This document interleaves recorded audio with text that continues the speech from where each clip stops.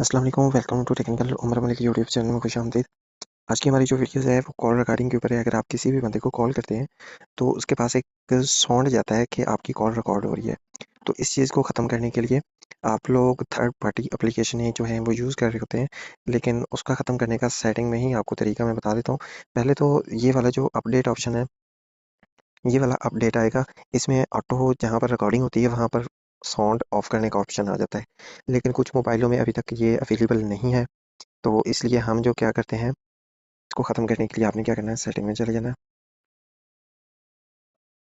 यहाँ पर सेटिंग में चलते हैं और उसके बाद आपने यहाँ पर सर्च कर लेना है, सर्च बार में एसेसिबिलिटी।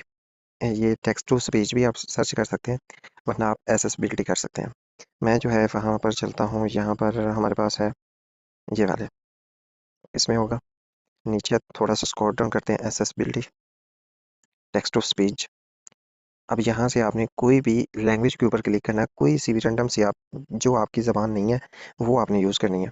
तो मैं यहाँ पर कोई भी एक सेलेक्ट कर लेता हूँ।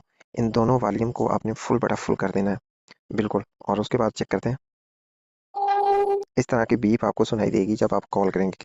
अगले बंदे को पता ही नहीं चलेगा कि मेरी कॉल रिकॉर्डिंग हो रही है।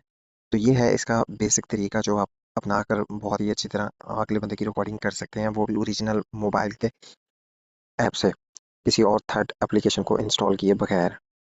तो उम्मीद है आपको ये छोटी सी वीडियो पसंद आएगी। वीडियो पसंद आई तो लाइक कमेंट शेयर जरूर करना। मिलते हैं किसी नेक्स्ट वीडियो में, तब तक के लिए अल्लाह हाफिज़।